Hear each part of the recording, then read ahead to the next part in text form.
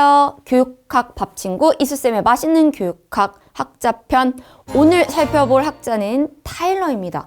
교육 과정과 평가 두 가지 영역에서 굉장히 중요한 학자인 타일러에 대해서 알아보는 시간 가져보도록 하겠습니다. 그럼 타일러를 왜 알아야 하느냐? 타일러는 교육 과정이나 평가에 있어서 거의 바이블에 가까운 인물이다 라고 얘기할 수 있습니다. 만약에 올해 임용시험을 보러 가는데 교육학 시험을 보는데 타일러를 모르는 채 시험을 보러 간다? 있을 수 없는 일입니다. 보지 말아야 돼요. 그만큼 굉장히 중요한 학자다. 그리고 굉장히 중요한 이론이다 라고 얘기할 수가 있습니다. 그렇기 때문에 타일러의 이론은 다른 학자들에게도 굉장히 많은 영향을 줬어요. 우리가 이제 본격적으로 교육학 공부를 시작하게 되면 교육 과정하고 평가에서 다양한 이론들을 공부하게 될 거예요. 그때 타일러가 굉장히 자주 등장을 하게 됩니다. 어떻게 등장을 하냐면 이 이론은 타일러 이론하고 이런 부분에서 차이가 있습니다. 이 이론은 타일러 이론의 단점을 이렇게 보완했어요. 혹은 우리 이론은 타일러의 이론에 기반을 두고 있어요. 이렇게 관련이 있는 경우가 굉장히 많기 때문에 타일러의 이론은 모르고 지나갈 수는 없다라고 보시면 되겠습니다. 그렇다 보니까 기출에 있어서 되게 중요한 인물이라고도 볼 수 있죠. 그래서 기출을 먼저 보면 객관식일 때도 굉장히 많이 출제가 됐었고 논술형에서도 2번이나 출제가 됐어요. 이번 시험에서도 출제가 됐었죠. 그래서 타일러의 합리적 모형이 출제가 2번이나 됐었습니다. 그럼 뭘 알아야 하느냐? 2번이나 출제된 타일러의 합리적 모형 당연히 살펴볼 거고요. 교육 과정 측면에서 목표 중심 모형 또는 목표 달성 모형 또는 목표 모형 다 같은 말입니다. 그래서 목표 모형에 대해 살펴볼 겁니다. 그래서 내용이 좀 많다 보니까 이번 시간에는 합리적 모형에 대해 살펴보고 이제 우리 타일러 2편에서 목표 중심 모형에 대해서 살펴보도록 하겠습니다. 자, 타일러는 어떤 인물인가? 타일러는 미국 시카고 출생입니다. 대부분 다 미국 사람이죠. 지금까지 다 미국 사람이었던 것 같아요. 8년 연구를 통해서 교육과정의 개발과 평가에 대한 자신의 이론을 실험했다라고 되어 있어요. 그럼 8년 연구가 뭔지를 알아야 되겠죠. 8년 연구는 연구가 8년 동안 진행돼서 8년 연구입니다. 엄청 길죠. 그래서 8년 연구는 미국의 진보주의 교육협회가 중심이 돼가지고 이루어진 연구예요. 진보주의 교육이 효과가 있나? 정말 있나? 라는 거를 확인하기 위해서 8년 동안 연구가 진행된 거예요. 거기에 타일러가 참여를 하게 된 거죠. 진보주의 학교들의 성취도를 검증할 때 전통적인 평가 방식으로는 곤란하다라고 타일러가 이야기를 합니다. 그러면 전통적인 방식 말고 어떻게 뭘 가지고 평가해야 하는데? 라고 했을 때 각 학교의 교육 목표에 근거해서 평가를 해야 된다라고 주장을 하였습니다. 그래서 여기서 굉장히 중요한 포인트가 있죠. 목표, 교육 목표라는 말이 나옵니다. 제가 선생님들한테 그 얘기 되게 자주 하거든요. 키워드 같은 거 뽑는 연습할 때 타일러의 이론을 한 단어로 표현한다면 딱 한 키워드만 꼽는다면 뭘까요? 라고 물으면 뭐라고 답해야 되냐면 목표요 라고 대답해야 됩니다. 그만큼 타일러의 이론에서 중요한 게 목표예요. 우리 잠시 후에 합리적 모형이랑 다음 시간에 목표 중심 모형 보면 목표가 얼마나 중요한지 알게 되실 겁니다. 근데 이제 혹시라도 이 내용을 보고 오해하시는 선생님들이 있을까봐 요거는 이제 TMI예요. 이제 모르셔도 되지만 헷갈리지 않았다면 몰라도 되지만 혹시라도 이제 착각하실까봐 말씀을 드리자면 그럼 진보주의 교육이 효과가 있는지 8년 동안 연구하는데 참여했어요. 타일러가. 진보주의 교육협회가 중심이 된 연구에. 그러면 타일러도 진보주의에 해당하는 학자인가요? 라고 물으신다면 그렇게 말하긴 어려워요. 타일러가 진보주의에 해당하는 학자다라고 보기는 어렵습니다. 왜냐하면 타일러는 진보주의랑 밀접하게 관련이 있긴 있죠. 8년 동안 연구하는데 같이 했으니까. 근데 이제 이때 타일러는 평가 전문가로서 초청된 거거든요. 자, 8년 연구 왜 했다 그랬어요? 진보주의 교육이 효과가 있는지 측정하기 위해서 한 거거든요. 그럼 평가가 있는지 없는지 확인하려면 평가를 해야 되잖아요. 그런데 그 당시에 타일러가 이제 평가 분야에서 굉장히 권위자였어요. 인정받고 있는 사람이었어요. 그래서 이제 진보주의 교육협회에서 타일러를 평가 전문가로 초청한 겁니다. 그렇기 때문에 함께 한 거지 타일러가 진보주의 학자라고 이야기할 수 있는 건 아니다라는 거 좀 명심하시면 좋겠습니다. 자, 그러면 오늘은 합리적 모형에 대해서 살펴보도록 하겠습니다. 합리적 모형은요, 교육 과정이에요. 교육 과정 파트의 모형이고 교육과정 개발 모형이다라고 얘기할 수가 있습니다. 그래서 교육과정 개발 모형에 다양한 모형들이 있거든요. 그럼 교육과정 개발 모형이라는 건 뭐냐면 효과적인 교육을 위해서 어떤 절차로 교육과정을 개발해야 하는가 그 절차를 제시한 모형이다라고 생각하시면 되겠습니다. 그래서 타일러는 교육과정 개발 절차를 이렇게 4단계로 나타냈어요. 앞에서 타일러의 이론의 키워드 하나를 뽑자. 목표라고 얘기했었죠. 그래서 목표 설정부터 시작합니다.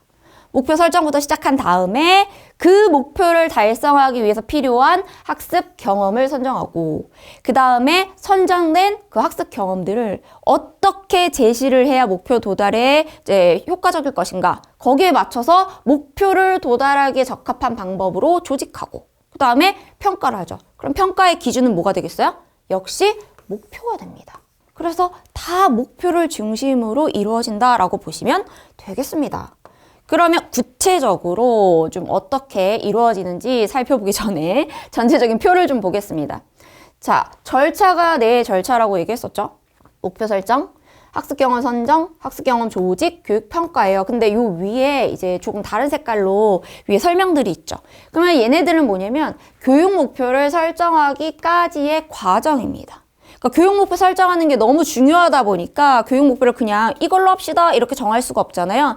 이런 것들을 다 고려하고 이런 것들로 걸러내고 이런 과정을 거쳐서 목표를 설정하게 된다라고 보시면 되겠습니다. 그 내용부터 이어서 보겠습니다.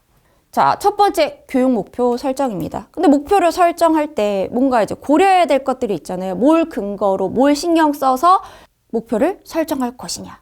그래서 이제 목표 설정의 근거라고 얘기하기도 하고요. 자원이라고 얘기하기도 합니다. 고려사항 다 같은 말이에요. 25학년도 시험에 이 부분 나왔었죠. 고려사항 밑에 이제 걸음체가 이제 시험에 출제됐습니다. 그런 목표를 설정할 때 뭘 고려해야 되냐면 이 3가지를 고려해야 돼요. 사회 요구, 학습자 요구, 교과 전문가의 견해입니다. 근데 요거는 우리가 한번 잘 생각해보면 알 수가 있어요. 자, 사회의 요구라는 거는 뭐냐면 우리가 목표를 설정해요. 그러면 목표를 설정할 때 우리가 살고 있는 주변 상황 있죠. 상황. 혹은 뭐 시대의 흐름.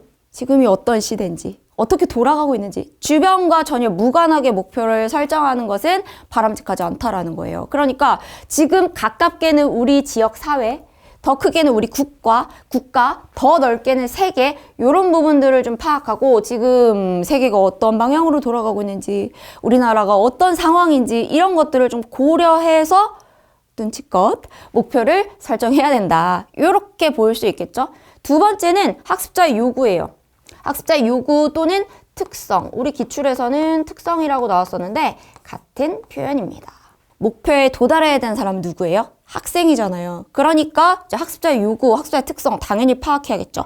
학습자가 어떤 걸 필요로 하는지, 뭘 요구하는지, 어떤 것에 관심이 있는지 이런 것들 당연히 파악하고 고려할 필요가 있다. 그 다음에 세 번째, 교과 전문가의 견해입니다. 우리 타일러 모형은 앞에서도 봤었지만 목표 설정하고 학습 경험 선정하고 조직하고 평가하고 굉장히 일반적인 절차를 나타내고 있어요. 그래서 특징 중에 하나가 이제 원래는 다뤘어야 되는데 너무 딥하게 들어가는 것 같아서 특징을 뺐는데 특징 중에 하나가 교과와 상관없이 어느 교과에나 두루두루 적용할 수 있다라는 장점이 있어요.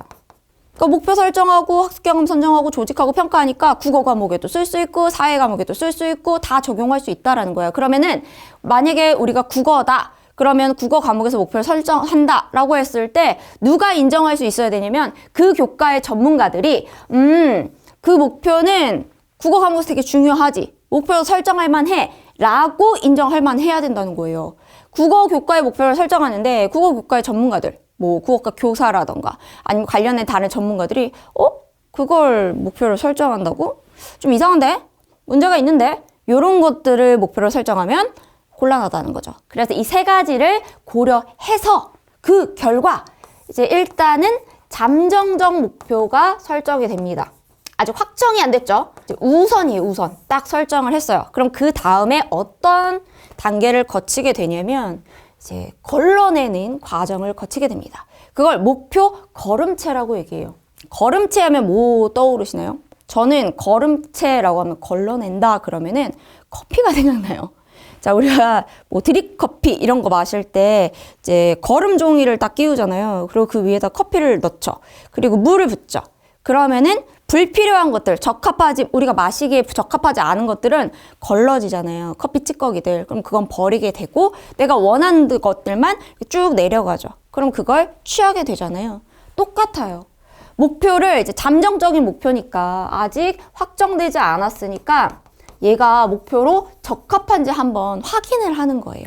그래서 이제 적합하다 그러면 확정하는 거고 적합하지 않다 그럼 걸러내는 겁니다. 그럼 그 걸러내는 기준이 뭐냐면 철학과 심리학이에요. 요게 이번에 시험에 나왔었죠. 그러면은 이제 첫 번째 교육 철학으로 한번 걸러내는데 그럼 뭘 걸러내느냐? 교육적으로 추구할 만한 가치가 있는지 한번 확인하는 거예요. 교육 목표를 봤더니 이게 교육적으로 추구할 만한 가치가 있는 것 같아. 그럼 쓰는 건데 이렇게 필요 없는 걸. 가치가 없어. 그러면 걸러내야죠. 쓰지 말아야죠. 두 번째 기준은 학습 심리학입니다. 심리학의 기준점은 뭐냐면 학습자가 달성할 수 있는가. 이걸 바꿔서 얘기하면 학습 가능성이라고 얘기할 수 있겠죠. 목표가 너무 좋은데 학습자의 수준에 안 맞아요. 너무 수준이 높아. 도달할 수 없을 것 같아. 그럼 의미가 없죠. 그걸 검증하는 겁니다. 이렇게 해서 목표를 설정하게 되는 거죠. 근데 이제 목표를 설정하잖아요. 그러면 이제 우리 합리적 모형에선 사실 직접적으로 언급하진 않는데 이제 목표를 설정하면 목표를 진술하는 과정을 거치게 됩니다. 그래서 이거는 이제 참고 사항이에요. 나중에 목표의 진술은 따로 다루는데 간단하게만 언급을 하겠습니다. 자, 목표를 설정했다라는 거는 목표가 영어로 뭐죠? 골이잖아요. 골. 바라는 거. 그래서 이제 바라는 거를 학습이 끝난 다음에 학생들이 뭘 할 수 있었으면 좋겠다. 바라는 걸 설정을 했어요. 그러면은 이 목표를 학생들이 도달했는지 안 했는지 확인을 해야 되잖아요. 그럼 뭘 가지고 이제 확인을 할 거냐? 목표를 구체적인 행동으로 진술. 뭐 말하거나 쓰거나 언어로 표현하는 거죠. 그걸 딱 표현을 해놓은 다음에 이걸 확인하는 거예요. 이거 했어? 그럼 목표에 도달했네? 이거 못했어? 도달 못했네? 이렇게 확인하는 과정을 거치기 위해서 목표의 진술이 필요한 겁니다. 근데 학자마다 이 목표를 진술할 때 들어가야 되는 요소들이 조금 차이가 있는데 우선 타일러는 목표의 요소가 내용과 행동입니다. 그래서 예를 들면 이런 것들이 이제 타일러의 목표 진술 방식에 의한 거거든요. 지구온난화의 원인을 쓸 수 있다. 그러면 여기서 내용은 뭐예요? 무엇을에 해당되는 게 내용이겠죠. 지구온난화의 원인을 이게 무엇을 어떻게 한다? 쓰는 행동이죠. 쓸 수 있다. 그럼 이게 행동이에요. 하나만 더 볼게요. 무엇을 2차 방정식을 내용이죠. 뭐 할 수 있다? 행동으로 풀 수 있다. 그럼 이렇게 이제 목표를 진술하는 것을 행동적 목표라고 얘기를 하거든요. 왜 행동적 목표냐면 자 2차 방정식을 풀 수 있다라고 볼게요. 자, 2차 방정식을 풀 수 있다라고 목표를 진술했어요. 그러면은 이제 학생들이 목표에 도달했는지 못했는지 볼 때, 자, 2차 방정식 풀어봐 라고 시켜요. 풀었어요. 그럼 목표에 도달했죠. 못 풀었어요. 도달 못한 거잖아요. 그렇게 바로바로 확인할 수가 있다라는 겁니다. 그래서 행동으로 딱 나타나는 거예요. 그래서 그렇게 행동적으로 명확하게 드러나게 관찰할 수 있도록 목표를 표현한 게 목표의 진술이다라고 기억하시면 되겠습니다. 자, 이제 목표를 설정했습니다. 그 다음에 뭘 해야 되냐면 학습 경험을 선정해야 돼요. 자, 학습 경험이라는 거는 학습을 하기 위해서 학생들이 하게 되는 경험이에요. 목표에 도달하려면 이 목표와 관련된 뭔가를 해야 되잖아요, 학생들이. 그러면은 목표에 도달하기 위해서 학생들이 뭘 할 수 있게 해줄까라는 거를 결정하는 게 학습 경험 선정이다라고 생각하시면 됩니다.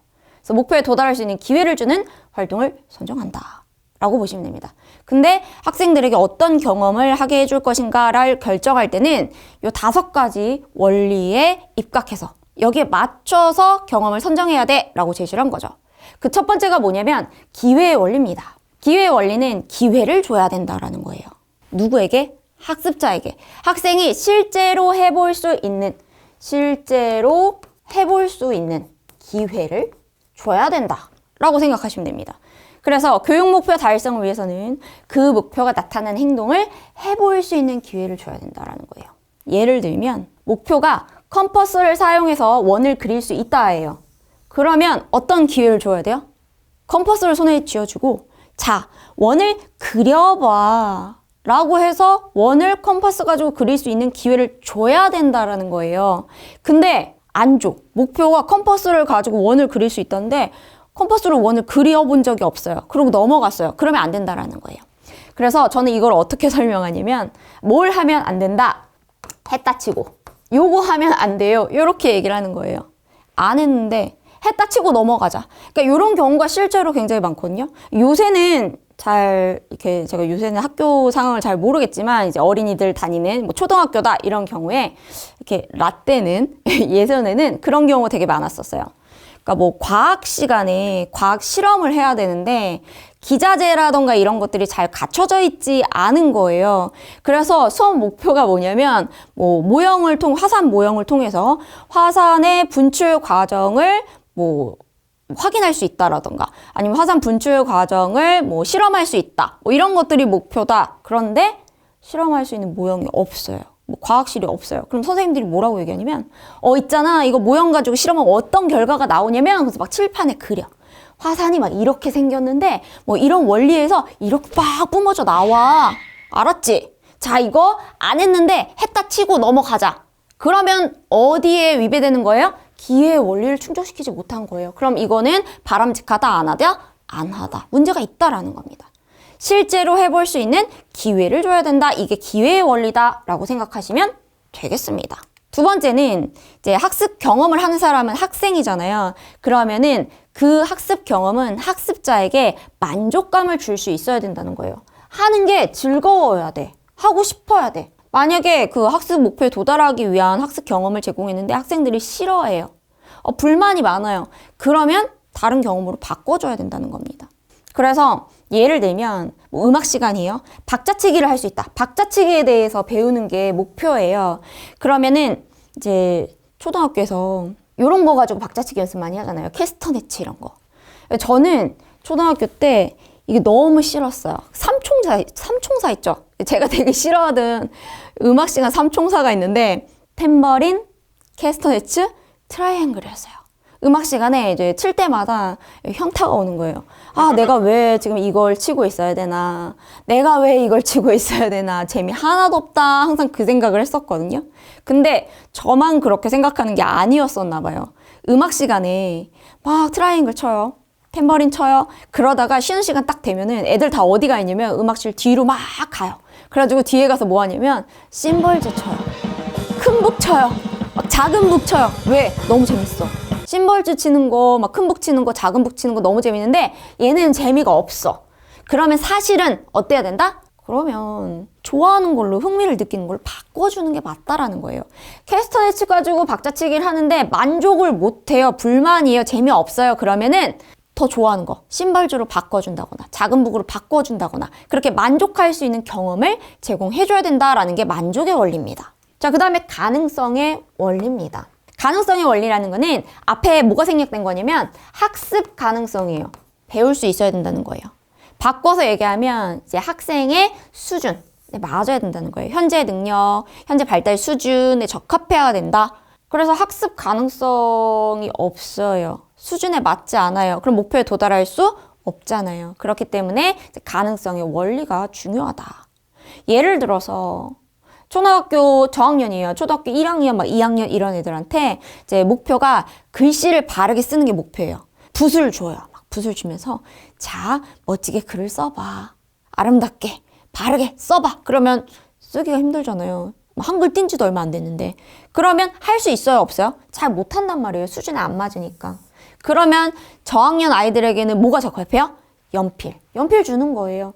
그래서 초등학교 막 1학년 이런 아이들에게는 샤프도 잘 안 주잖아요. 그래서 적합한 것, 할 수 있는 것을 제공해야 된다. 이게 가능성의 원리입니다. 그 다음에 1목표 다경험의 원리예요. 목표는 하나인데 경험이 여러 개. 하나의 목표가 있는데요. 이 목표에 도달하는 방법은 여러 가지가 있을 수 있다라는 거죠. 그러니까 이 목표에 도달하기 위해서 도달할 수 있는 방법이 하나만 있냐? 아니야. 다양한 방법이 있다라는 거예요. 그래서 예를 들면 2차 방정식을 풀 수 있다라는 목표가 있어요. 2차 방정식 푸는 게 목표예요. 그러면은 2차 방정식을 풀 수 있다라는 목표에 도달하기 위해서 할 수 있는 경험, 학생들이 제공할 수 있는 경험 하나만 있냐? 그게 아니죠. 그냥 뭐 너네 문제 풀어봐 라고 하고 선생님이 돌아다니면서 확인해 줄 수도 있고요. 판서에다 설명하면서 이해 안 되는 사람 손 들어가지고 질문해봐. 이렇게 경험을 줄 수도 있고요. 뭐 여기 내용을 보면 나무 막대기들을 사용해서 2차 방정식의 원리를 스스로 찾아보게 한다. 어떻게 찾는지 잘 모르겠지만 이런 방법이 있대요. 이런 방법을 쓸 수도 있고 이렇게 하나의 목표에도 달성할 수 있는 방법이 여러 개 있다. 여러 활동을 통해서 목표에 달성할 수 있다라는 게 1목표 다경험의 원리입니다. 반대로 1경험 다성과의 원리도 있어요. 1경험 다성과의 원리는 반대죠. 경험이 하나예요. 학생들이 하는 건 하나예요. 앞에서는 하나의 목표에 도달하는 방법이 여러 가지가 있는 거였었는데 여기서는 한 번 해요. 근데 뭘 하나를 할 때도 여러 가지를 얻을 수 있는 활동을 선정하는 것이 좋다라는 거예요. 쉽게 얘기하면 뭐 일석삼조, 일석이조, 일타쌍피 뭐 이런 겁니다. 그래서 여러 교육 목표를 동시에 달성하는 데 도움을 주는 행동을 선택하는 것이 좋다라는 거예요. 기왕이면 한 번 활동하는 걸로도 여러 가지를 배울 수 있으면 좋지. 예를 들면 환경보호 캠페인 프로젝트를 했어요. 그럼 이런 경험을 줘, 학생들에게. 환경보호 캠페인 프로젝트를 시행하면 당연히 환경오염의 원인과 해결 방안 이해할 수 있죠. 환경오염에 대해서 알 수 있어요. 그 다음에 거기에 대해서 알려면 자료도 조사하고 분석하고 보고서도 작성해야 돼요. 그럼 그 과정에서 자료 조사하는 능력, 분석하는 능력, 보고서 작성하는 능력 이런 것들 기를 수 있겠죠. 그 다음에 또 혼자서 하기보다는 친구들이랑 같이 모여서 하다 보니까 협력적인 태도, 의사소통 능력 이런 거 배울 수 있어요. 또 환경보호가 되게 중요하겠구나 약간 정의적인 측면 환경보호의 중요성에 대한 인식, 책임감 이런 것도 기를 수 있어요. 와, 환경보호 캠페인 프로젝트 경험 하나 제공했는데 배우는 게 되게 많네? 그럼 기왕이면 이런 활동이 더 바람직하다라는 겁니다. 여기까지가 학습 경험의 선정이에요. 그럼 경험을 다 골랐잖아요. 어떤 경험을 하게 할 것인가? 그럼 그 다음에는 선정된 경험들을 어떻게 조직할 것이냐? 어떻게 틀을 짜야 효과적으로 수업이 이루어질 것이냐에 대해서 좀 고민을 해봐야 되겠죠. 그럼 조직 방법으로 제시한 것이 3가지가 있습니다. 타일러가 제시한 것이 계속성, 계열성, 통합성입니다. 먼저 계속성부터 보겠습니다. 계속성은 계속 제시하는 거예요. 그래서 계속성이에요. 뭐를? 같은 내용을. 근데 수직적 조직이라고 되어 있어요. 그래서 조직 방법에는 크게 수직적 조직이 있고 수평적 조직이 있습니다. 요 말이 굉장히 많이 나올 텐데 앞으로 그럼 이걸 어떻게 구분하냐면 요 구분하는 기준은 시간이에요. 수직적 조직이라는 건요 이렇게죠. 수평적 조직이라는 건 이렇게입니다. 그럼 이게 뭐냐면 시간이에요. 수직적 조직이라는 거는 시간의 흐름에 따라서 계속 이렇게 생각하시면 됩니다. 수평적 조직은 동시간이에요. 동시간, 같은 시간대 이렇게 생각하시면 돼요. 그럼 수직적 조직이라고 얘기했으니까 시간의 흐름에 따르는 거죠. 근데 어떻게? 계속 제시를 하는 거예요. 시간의 흐름에 따라서 같은 내용을 계속해서 제시하는 거예요. 그래서 요거 예시 뭘로 들 수 있냐면 우리 수학에서 나타나는 집합 있잖아요. 초등학교 때도 집합을 배웠는데 중학교 때도 집합이 나와. 근데 고등학교 때 집합이 또 나오죠. 같은 집합이 자꾸 나와요. 이런 게 계속성입니다. 그러면 왜 같은 내용이 자꾸 나올까요? 왜? 중요하니까. 중요하기 때문에 이거는 한 번 배워서는 다 안 되겠어. 중요하니까 좀 명확하게 배울 수 있을 때까지 반복적으로 제시를 해야 되겠어. 라는 게 계속성입니다. 그 다음에는 계열성이에요. 이름이 비슷한데 이제 한 글자가 다르죠? 그래서 굉장히 비슷합니다. 역시 수직적 조직입니다. 시간의 흐름에 따라서 제시하는 거예요. 근데 계속성은 그냥 단순하게 그냥 같은 내용 반복하는 거예요. 초등학교 때도 집합 나오고 중학교 때도 집합 나오고 고등학교 때도 집합 나왔어. 초등학교 때도 포유를 배우고 중학교 때도 포유를 배우고 고등학교 때도 포유를 배웠어. 그럼 이건 계속성인데 계열성은 같은 내용이 반복되긴 하는데 그냥 계속 같은 내용이 똑같이 반복되는 게 아니라 폭과 수준이 더 깊어지는 거예요. 심화되고 확장되는 거예요. 폭이 더 넓어진다는 건 뭐예요? 배운 내용이 많아져요. 더 수준이 달라진다는 건 뭐예요? 더 깊이 있게 배운다라는 거예요. 그래서 시간이 지날수록 점점 더 어려워지죠.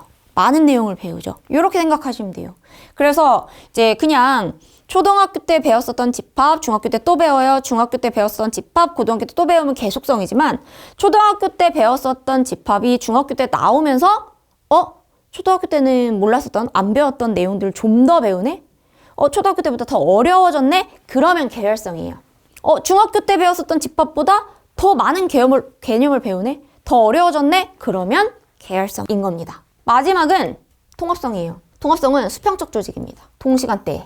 그래서 같은 시기에 이제 여러 과목들이 있잖아요. 우리가 뭐 국어도 배우고 수학도 배우고 영어도 배우고 과학도 배우고 여러 교과들을 배우는데 이제 여러 교과들 내용에서 서로 관련 있는 부분이 있을 수 있어요. 그럼 얘네들을 같이 묶어가지고 다루는 거예요. 그게 통합성입니다. 그래서 조직 요소의 횡적인 상호 관련성, 과목 간 연계성, 관련 있는 내용들 같이 묶어서 다루는 거예요. 우리 최근에 통합교육과정 굉장히 강조하잖아요. 그게 뭐냐면 통합성의 원칙에 근거한 겁니다. 그렇게 보시면 되겠습니다. 그 다음에 이제 목표 설정했죠? 학습 경험 선정했죠? 그 다음에 조직했죠? 그 다음에 평가를 해야 됩니다. 그럼 평가의 기준은 뭐겠어요? 평가의 기준은 목표입니다.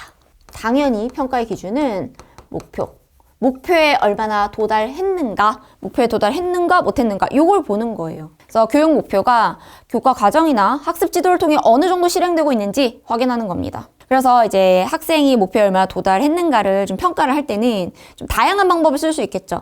우리가 가장 쉽게 떠올릴 수 있는 거는 사실은 지필고사일 거예요. 근데 학생이 이제 목표에 도달했는지를 좀 더 자세히 보기 위해서는 뭐 지필고사뿐만 아니라 다양한 방법을 쓸 수 있다라는 거예요. 관철을 할 수도 있고, 면접법을 쓸 수도 있고, 질문지를 사용할 수도 있고, 뭐 작품 표본 평가 같은 것들을 사용할 수도 있고, 다양한 방법을 활용할 수 있다. 그리고 뭐 한 가지를 더 추가하자면 평가를 명확하게 하려면 한 번만 하는 것보다는 가능하다면 여러 번 지속적으로 평가를 한다라고 하면은 좀 더 명확하게 목표에 도달한 정도를 볼 수 있겠죠. 이게 교육평가입니다. 자, 그러면 이제 이 그림을 좀 다시 보면 좀 다르게 보일 거예요. 자, 이제는 다 알게 됐어요. 그러면 이거를 한번 보면서 정리하도록 하겠습니다. 자, 목표를 설정할 때 요 세 개가 뭐라고 그랬었죠? 고려사항이라고 얘기했어요. 목표를 설정할 때는 사회 요구, 지금 사회 흐름이 어떠한가? 그 다음 학습자의 요구, 학습자가 어떤 것들을 원하고 어떤 거에 관심이 있는가? 그 다음에 교과 전문가의 견해, 교과 전문가가 이거 목표를 설정할 만해, 타당해 라고 인정을 받아야 된다라고 얘기했었죠. 그래서 이 세 가지를 바탕으로 일단은 잠정적 목표가 설정이 되죠. 아직 확정 안 됐어요. 그러면 이게 적합한지 거르는 역할을 하는 게 뭐다? 교육 철학. 그리고 심리학이다라고 얘기했었어요. 그러면 철학은 왜요? 그 목표가 가치가 있는지 확인하기 위해서요. 심리학은 왜요? 학습할 수 있는지 확인하기 위해서요. 학습 가능성 혹은 뭐 목표 도달 가능성 뭐 이렇게 얘기해도 되겠죠. 그렇게 해서 목표가 설정됐어요. 확정됐죠.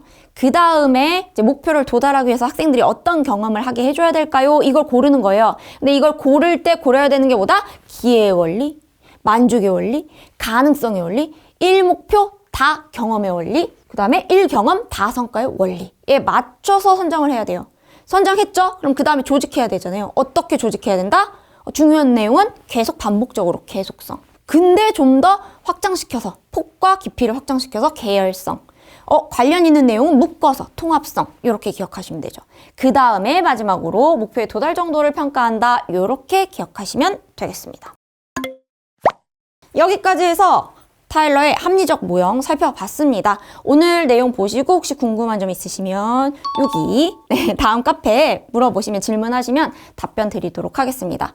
아직 타일러 이론은 끝나지 않았고요. 다음 시간에 계속해서 이어서 타일러의 두 번째 이론 목표 중심 모형 살펴보도록 하겠습니다. 수고하셨습니다. 빠빠.